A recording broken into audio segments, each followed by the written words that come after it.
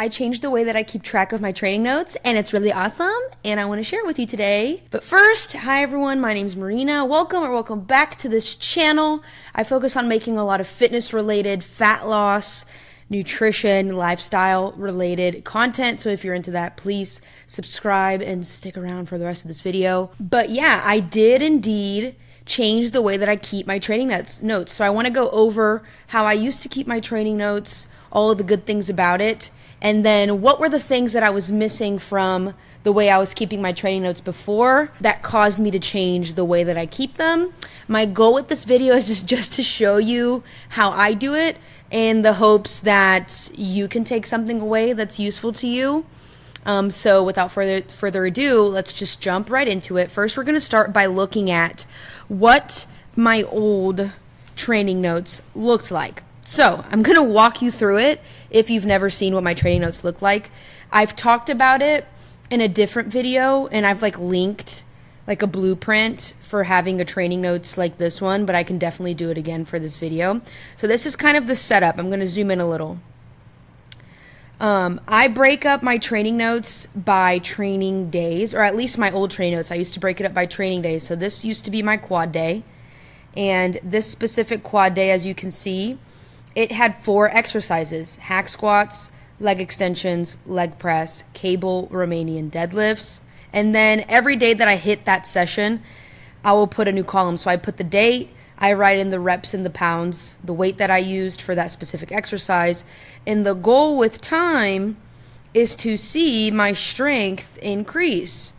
As you can see, my total volume was one of the metrics of progress that I used. You can see my total volume hopefully increase over time. And then I did this for all of my days. So currently I'm doing an upper lower split. So I have my first quad day, I have a push day, I have a pull day, and then I have a leg day 4, and then I had a shoulder day, and then I think I had an extra at home leg day.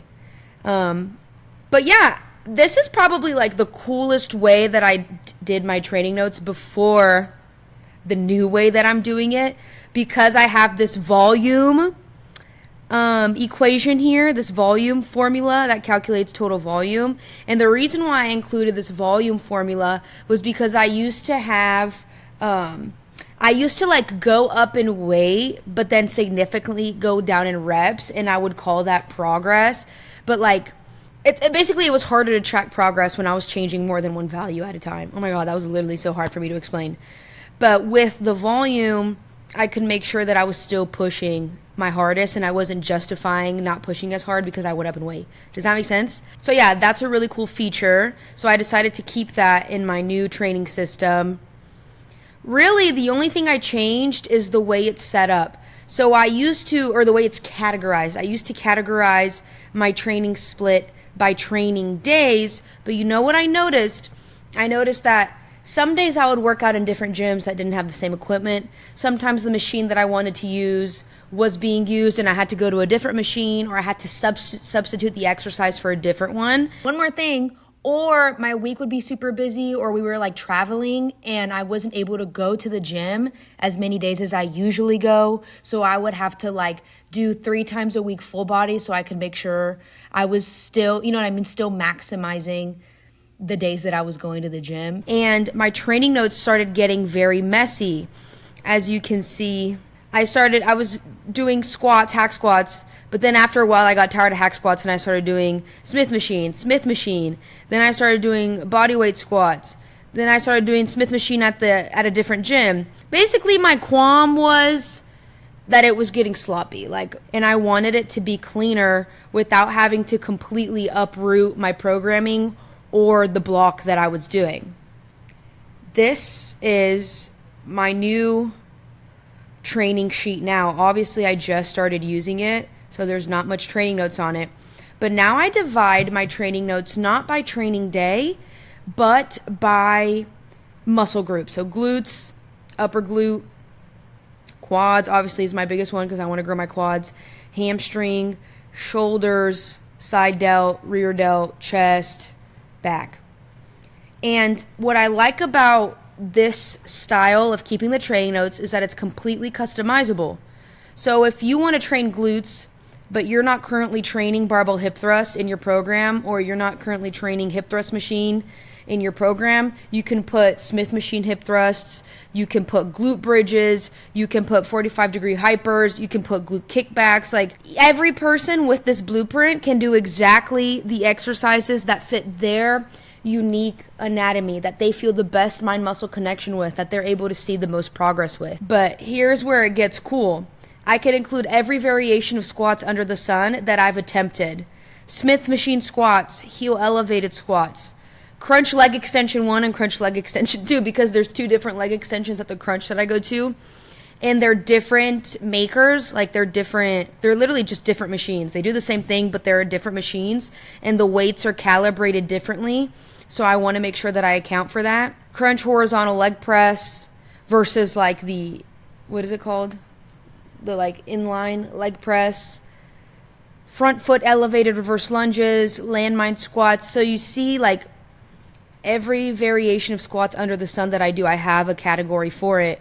So if I have squats programmed, but the Smith machine is taken that day, I can pick one of the other squat variations to do, and I'm still hitting my squats. I'm still hitting my quads in that stretched position, in that unique way that only squats can hit your quads. You know what I mean? And I don't have to skip the exercise because it's not in my specific training plan. But yeah, basically before I was kind of like using like, oh, if a machine is taken, or if I'm just not feeling it that day, I would like use that as an excuse to like not train my quads hard. It was basically like I would use it as an excuse to like just not train as hard, to train like a pussy. And I didn't like that. So I really, really like this new setup that I have going on. And then I can also split up my progress between the different gyms that I go to. So I go to a Crunch Fitness. I have Strong Girl, SGFC is just Strong Girls Fitness Club, my basement gym. And then I also work out at the YMCA. But as you can see recently, I've really just been working out at the Crunch because it's felt right. Oh, caveats. This style of taking notes, it's much more intuitive, and I would argue that it's much more for a beginner lifter, an intermediate lifter, rather than a beginner lifter. Because I've been following the same program structure for honestly like the past 2 years. I've been doing upper, lower. I kind of know what exercises I'm supposed to hit, or what movement patterns I'm supposed to hit on each day. Like on a quad day, I know I'm going to hit 1 or 2 squat variations. I know I'm going to hit some type of hinge variation. I know I'm going to hit some type of leg extension. And I know how to sub those out accordingly. Like, I don't know, it's just embedded in my brain. I know what I'm going to do when I go into the gym. So this more like intuitive, loosey-goosey approach where I kind of go in, see what machines are available, and see what I'm in the mood for while still annihilating the muscle group that I'm trying to annihilate. It's definitely more for an intermediate. I'm leaving a lot of key details out of this freaking video. But another thing, now that I also understand training volume, and I understand that for the muscles that I'm trying to maximize, I'm trying to get at least 12 sets per week, yada, yada, yada. This style of training notes, I feel like it helps me see better how much volume I'm hitting per muscle group. You know what I mean? I'm trying to hit like 20 to 30 sets right now for quads and shoulders, which sounds like a lot, but I'm recovering well still. But yeah, there's that too. So if you're a beginner, probably the first training notes that I have is probably going to be a best fit for you. I'll link links for both in the show notes, in the caption. What is it called? The little box. The description. Yeah, I was feeling limited by the way that I was keeping notes before, and now this new and improved way feels much more my speed. It feels like what I need right now, and I appreciate the fact that it's just more intuitive. Like, whereas before I needed more structure to know what I was doing, where I was going, and to ensure that I was seeing progress. But now that I know how to train hard, I feel like I have a better idea of how to feel the correct muscle. I feel like my mind-muscle connection is there. Like, I just know my body better. this feels right. Okay, I'm back for the last time, but I literally forgot to mention the most important part.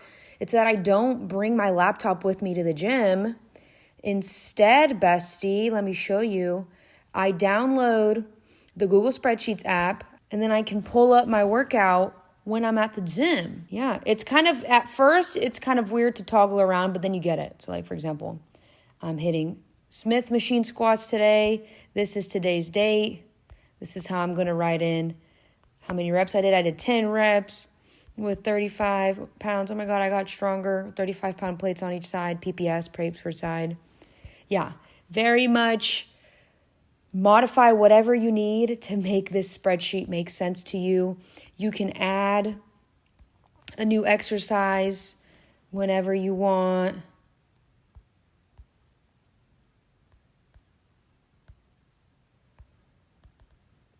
For upper glute, I'm going to add glute kickback, for example. Yeah. I don't know. It makes sense to me. It might be too complicated for some people or like extra as fuck, but to be honest, this is literally what I fucking live for. So, I hope this was helpful. I hope this was insightful. I hope you got some ideas out of it. If you did, please comment down below. Please let me know. If you found this video useful, please like this video, share it with someone that you think might benefit from it. Subscribe, of course, and I'll see you in the next one.